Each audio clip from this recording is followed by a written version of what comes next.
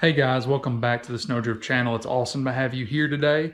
And in this video, we're going to be doing something a little bit different compared to our normal videos that we do. But I'm working on the Silverado today. It's got a 5.3 in it.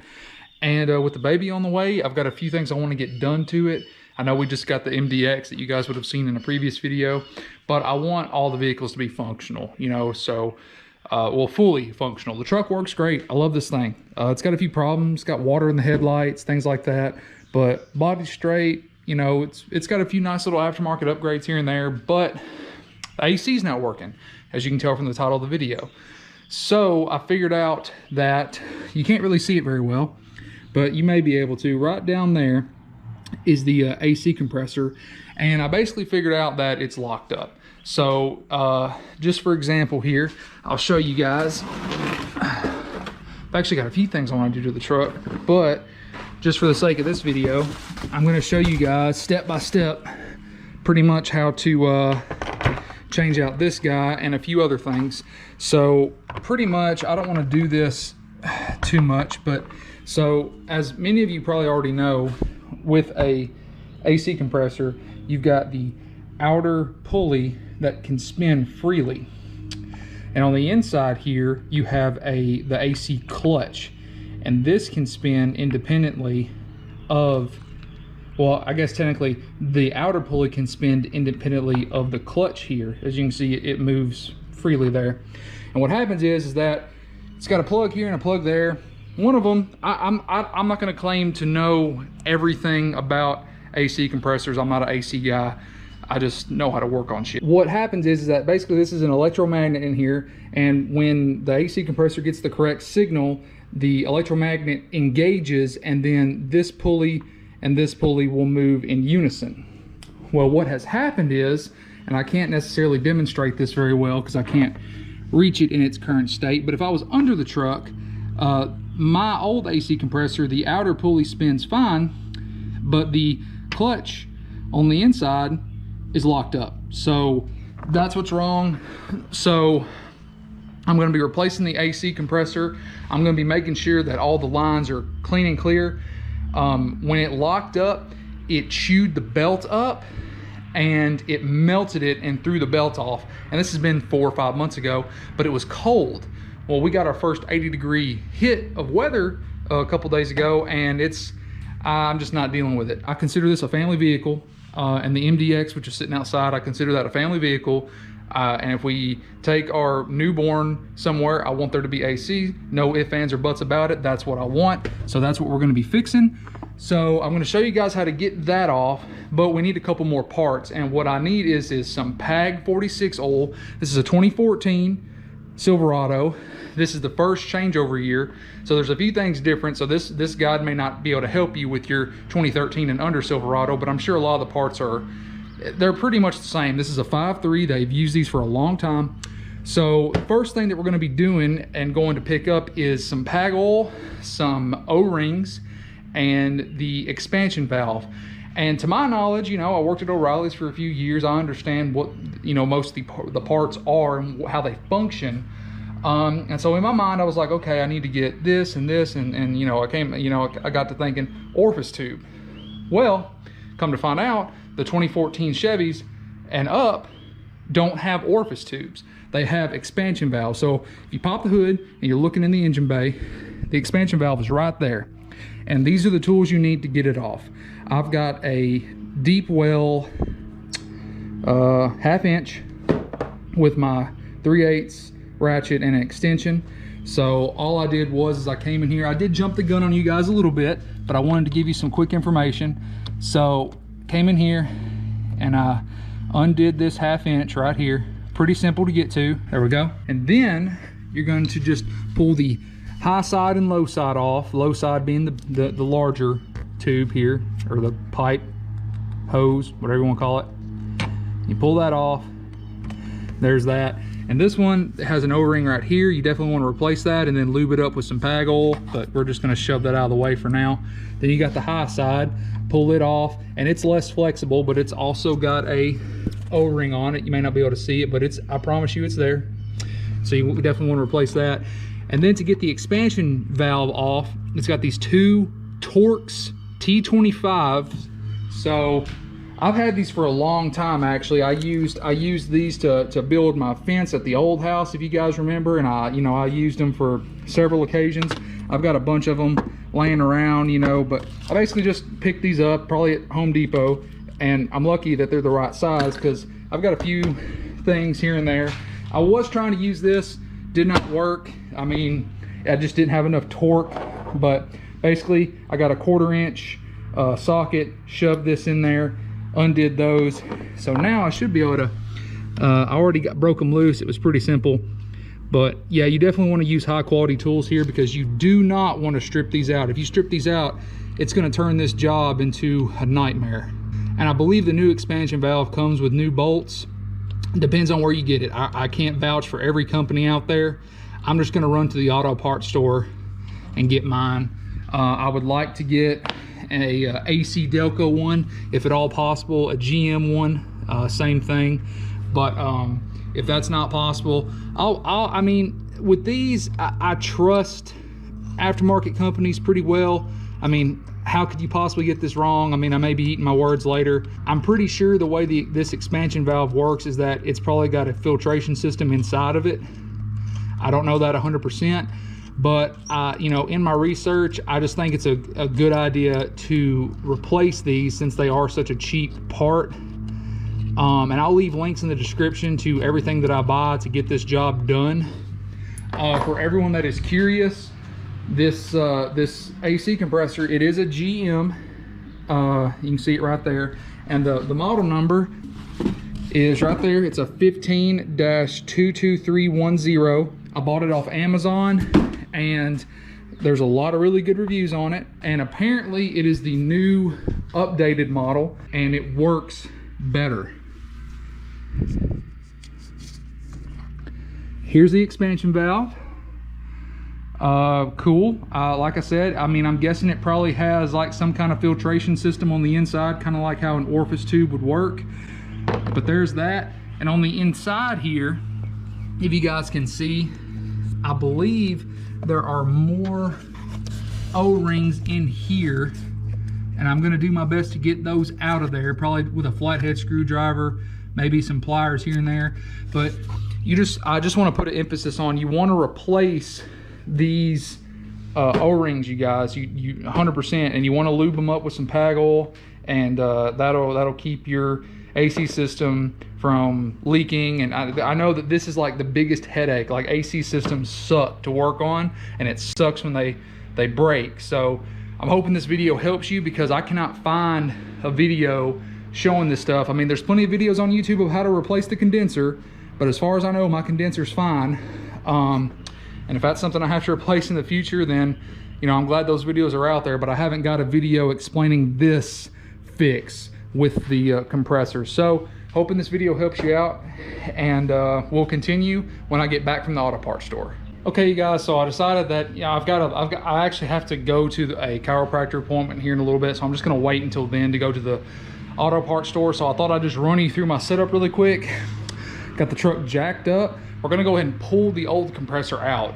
So what I've done here is, because my wife is at home, but she's also pregnant, and I don't want to put any undue stress on her. So especially if even if you have someone here that's able-bodied, you definitely want to practice safety when you're doing work like this, or any kind of work really. So what I've got going on here is I've got 2 jack stands. They are rated for 3 tons a piece. They're not the best jack stands in the world, but they are jack stands. And I also have my jack up underneath the truck, not putting any pressure on the truck, but just touching it on the side that I'm going to be working on primarily. So if the jacks do somehow fail, the jack will catch the truck and hopefully won't crush me. And I also have, for extra safety, I've got both rear wheels chalked with some bricks. So that's definitely also some good safety, precautions to have. So we're gonna dive into the truck. We're gonna get the old compressor off and take a look at it before we head into town.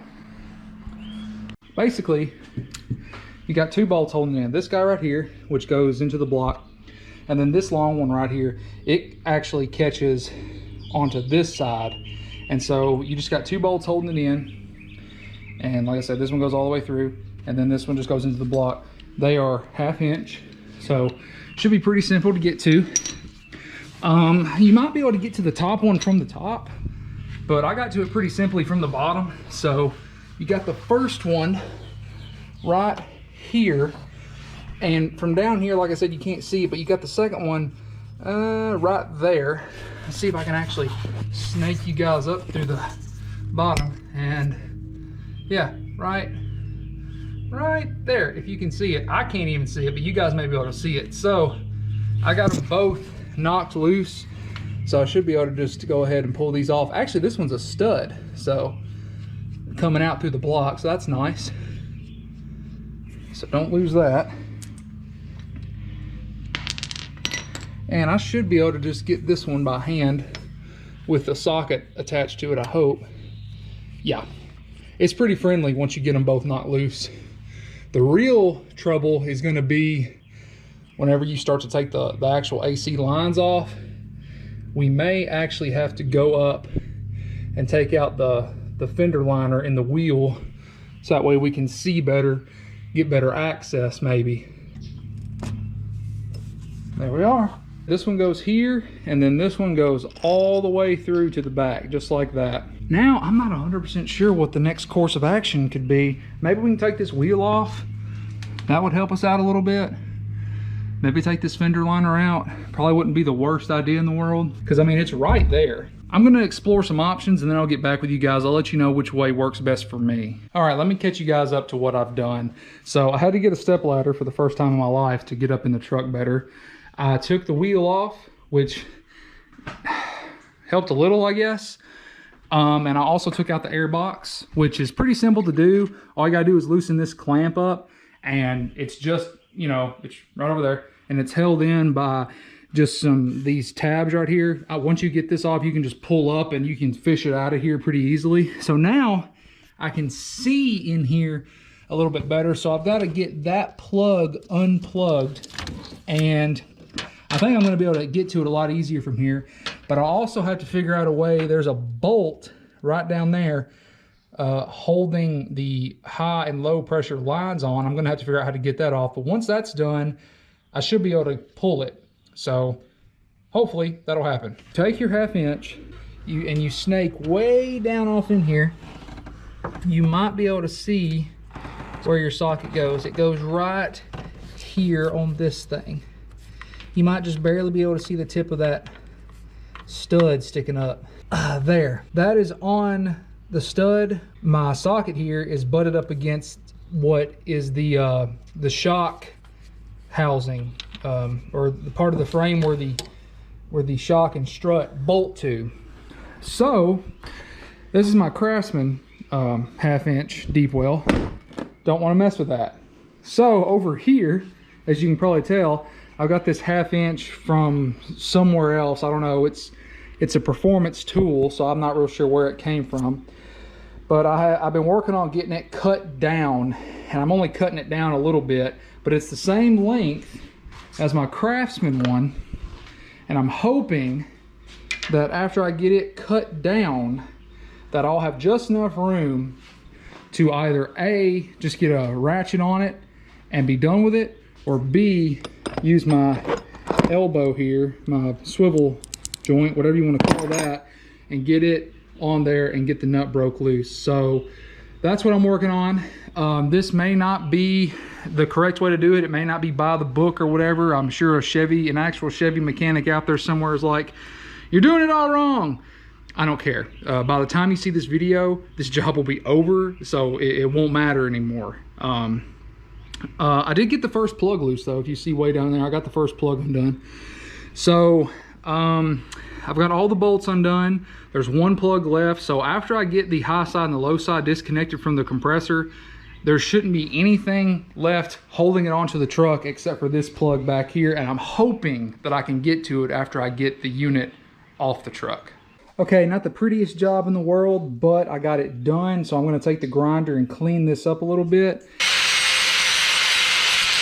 Now some of you may be asking, well, Brandon, why didn't you just use the grinder to begin with?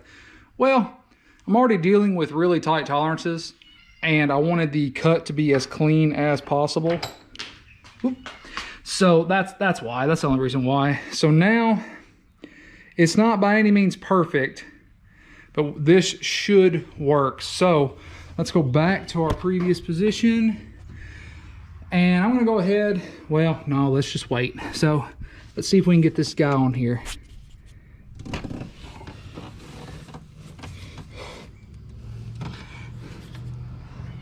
I literally can't see a thing. This is awful. All right, it is on there. It's not great, but it is on there. So I'm gonna continue with this, guys. I'm gonna see if I can get it broke loose from here. Got it. It's working. Barely, but it's working. Unbelievable. Now if I could just have my wrench back and not get it wedged right here. And there went my light. Great, perfect. There it is. That was a whole lot of ingenuity. Thanks, Chevy. Thanks. Appreciate it.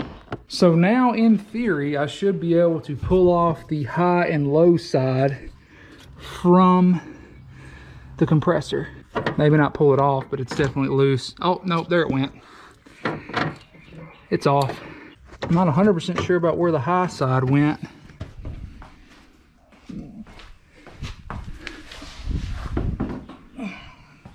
There's the high side hose right there.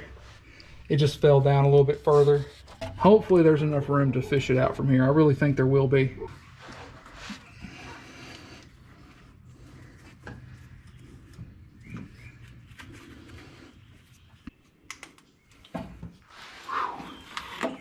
Oh, finally got it.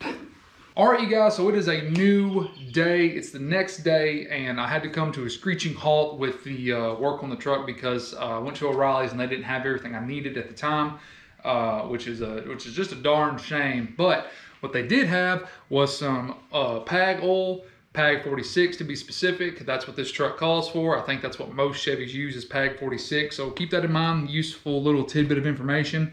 Also, what they didn't have that I ordered was a seal, AC system seal kit. You know, these are always useful to have because it's just preventative maintenance for the future. You'll never have issues with seals again, hopefully. Not that we've had issues with seals, but don't want to reuse them. So next thing we picked up was a new expansion valve. I really wanted to get an ACDelco unit, but this is all they had. It's a Murray unit, and I don't really know what an expansion valve does. I'm sure someone in the comments will tell me. But as far as I can tell, it takes the place of an orifice tube because the 2014 and up Chevys do not have orifice tubes. At least the Silverados don't, Sierras, things like that. But they look pretty much identical. I mean, it came with a new stud and everything. And it's just a hunk of aluminum to my eyes. There's a few noticeable differences here and there, but I'm just thinking, how can you mess something like this up if you were able to take this apart, break it down, and figure out exactly how everything works? So I'm really hoping that this is just gonna work. If for some reason it doesn't, it's a super simple part to replace. I just really hope that if it does mess up, it doesn't tear up our brand new compressor. That would be my only fear. So with that being said, we're gonna get cranking on with getting this stuff done. I'm gonna pull all the old seals out, replace them with new ones, and hopefully we'll have this job done in a jiffy. Okay, you guys, before we get digging back into this, we are officially at the halfway point. We've got all the old stuff off. Now we're going to be putting new stuff on, starting with seals and things like that. But what I wanted to show you guys is the confirmation that the compressor is the bad part of this whole situation. So, you know, it doesn't really look that bad to begin with. And, you know, if you're just holding it in your hand, looking at it, it doesn't look bad. I mean, it's dirty, but it doesn't look god awful. And the way you can tell if a compressor is bad is if this clutch is locked up. So here's the free spinning pulley. Sounds fine, sounds completely normal. And then you got this guy that is supposed to spin semi-freely. And it does spin once you get it going, but it's very grabby in some spots. Some spots it's loose, some spots it's tight, and that's no good. And you can even see where it even heated up and melted the belt onto the pulley here, and that's what inevitably ended up snapping the belt. And I thought to myself, well, could this have been catching enough to heat it up to melt the belt? And I'm thinking yes. With my knowledge of how engines and things work, I don't know a lot about AC components and things like that, but I do know that a little bit of friction in the wrong spot can lead to major disaster. But also, when I pulled it off yesterday, as you guys would have seen, I noticed this.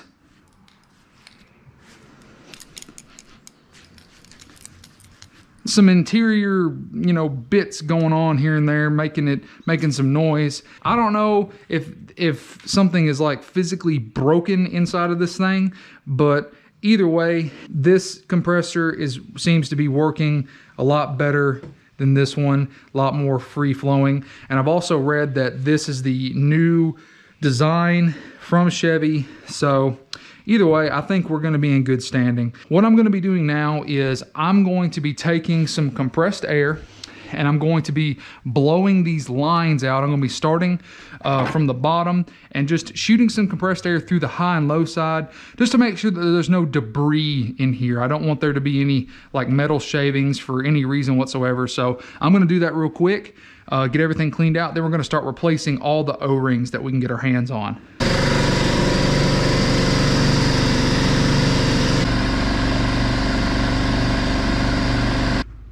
Oh, and I almost forgot. Don't forget this. Coat all the O-rings in PAG oil. And then we got last one here, small one. It's probably enough on my fingers already. And just like when you're oiling a oil filter, I mean, it's definitely a good idea to do what we just did, for sure.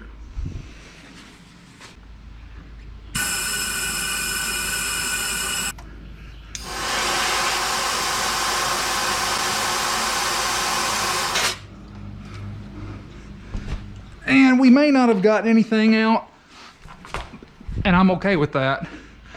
It doesn't look like anything sprayed out, but like I said, that's okay. It's just a peace of mind thing for me. And before any of you ask or say anything, the only reason I did that, see, I would have never thought to do that, but I consulted with an actual mechanic. He's a good friend of mine, and he told me it's definitely not a bad idea to blow the lines out just in case. Okay, now that this is all said and done, I think we're gonna go ahead and reconnect. Well, that may be a bad idea. I'm trying to think of an order of operations here. So I was gonna say I wanna go ahead and reconnect everything up here. I think that might be a bad idea, especially for the low side at this moment.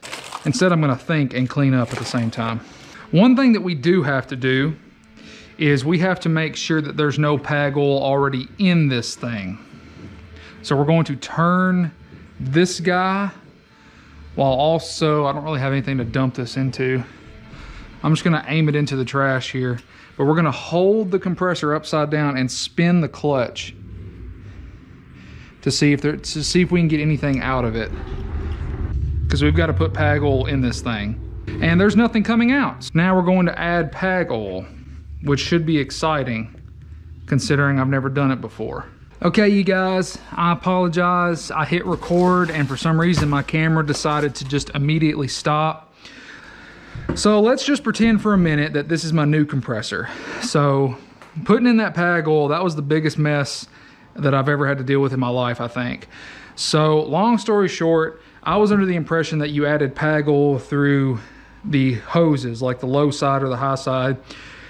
Apparently on this compressor, this isn't the case. You have to pull out this plug right here. I pulled out the plug, then I used a turkey baster.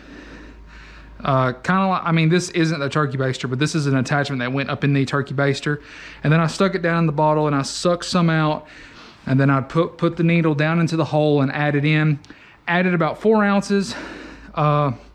And I've already explained all this once to a non-recording camera, but anyway, I put in 4 ounces. I scoured the internet. It was extremely frustrating. I couldn't get a straight answer, but supposedly for this year model truck and beyond, like newer, it takes 6 ounces of PAG 46. I put 4 into the compressor, and I'm assuming that there's at least 2 ounces throughout the rest of the system and the condenser and all that other stuff. So with that being said, I'm crossing my fingers that there's enough oil in the system. Hopefully it's not overflowed, but you know, I'll take a little bit more oil than not enough. Also, you guys missed me offering up the compressor, which is right there, to the truck, but the only thing I've done is plug in the plug that goes into the back of the compressor, which is this guy right here. I got that plugged in. I haven't done anything else, and that is currently where we are.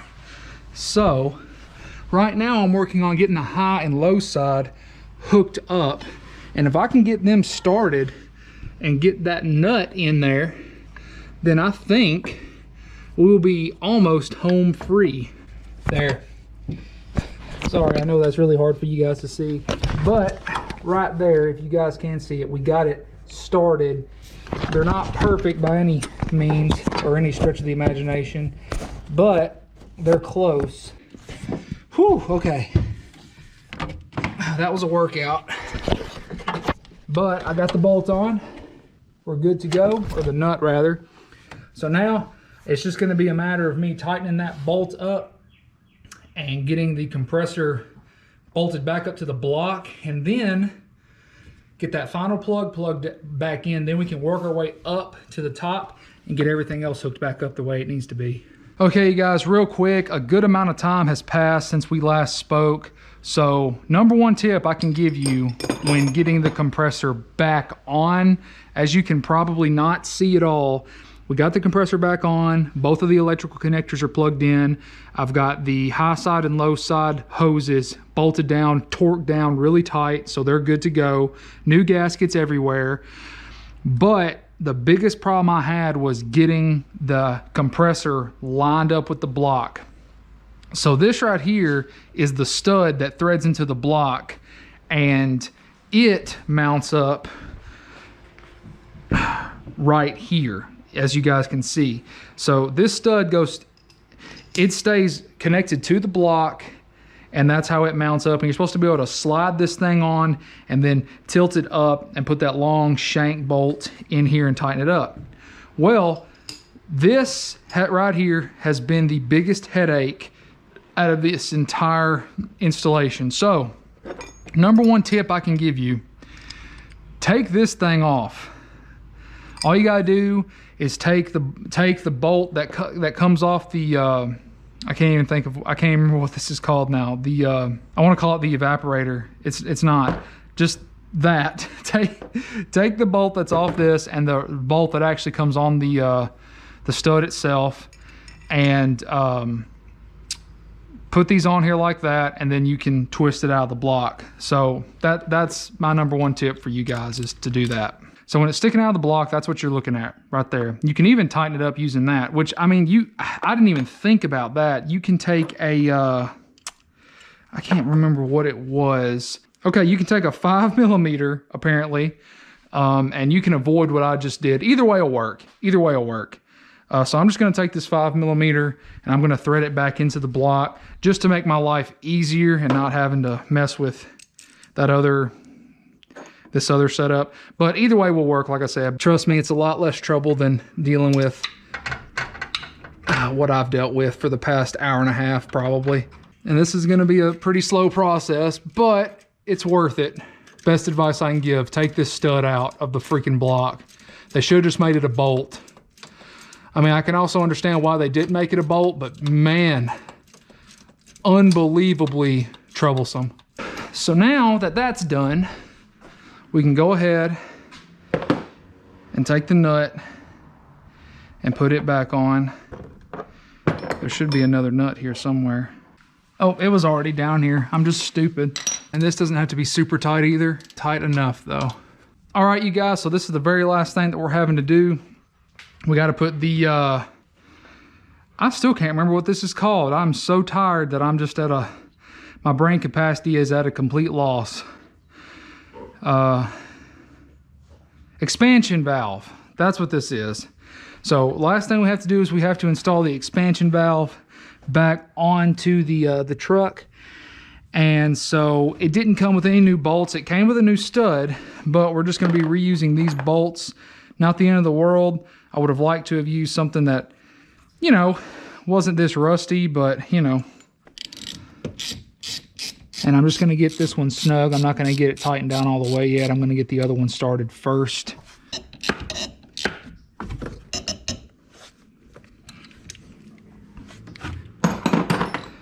All right, now that we got that done, we can finally reinstall the high and low pressure side.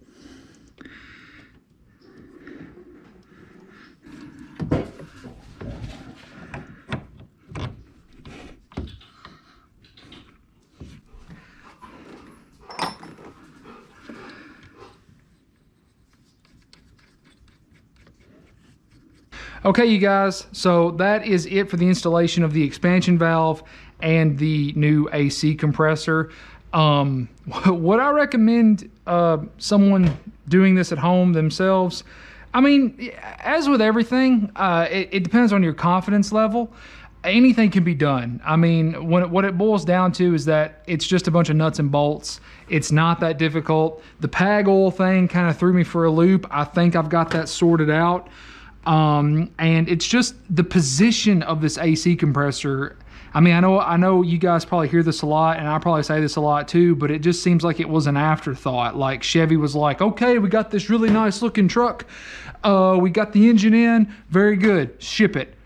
Wait, Jimmy, we didn't put a air conditioning system on this thing. Oh, well, dadgummit, there's an empty spot, throw it in there. And that's just how it feels to me. I mean, it's a very nicely fit package, you know, and it works. It's just very finicky to get to, if that makes sense. Everything else is really, really simple. Getting the expansion valve put back on and, you know, changing out O-rings and things like that. I mean, I've even seen videos of people changing out the condenser, and it only takes maybe about an hour, hour and a half if you're taking your time with it. Just the AC compressor itself is an absolute pain in the butt to exchange. But if I can do it, I'm pretty sure most people that are comfortable with wrenches can do it too. So before we close this video out, you guys, there's one last thing that you guys need for this installation, and that is this kit right here. So this is the ACDelco 12658178, and it's a kit. The belt number is 1263739. Okay, you can't just get this belt. Sure, you can probably go to an auto parts store and pick one up, but you can't just get this belt. If you order it from Chevy, they're going to send you the kit 1265878, and that's because it comes with the belt and this guy right here. This belt does not have a tensioner pulley. It is a stretch fit. Yes, you heard me. I've never seen such a thing, and I didn't even know they existed until we bought this truck. So, but what I recommend you do is to order this. This is a Gates 91030, and this is a stretch fit tool, and it is much, much easier to use than this thing. This comes with every single belt, and yes, it works. It's aluminum. Yeah, it's all great and wonderful and everything, but this right here makes your life a whole lot easier. So I may show you how to use this in this video, or I may make it a separate video in and of itself, but you definitely need this kit to finish this job. I'm going to take a break, and I may come back out here and do this here in a little bit, but in case this is the end of the video, you guys, I want to thank you so much for watching.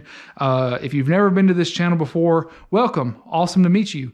And consider subscribing if you haven't already. I do a lot of really cool, fun stuff on this channel. A lot of bike stuff, a lot of car stuff. Take your pick. We do a lot of fun things. But anyway, that's going to be it. I'm not going to keep you any longer. Take care. Have a great day.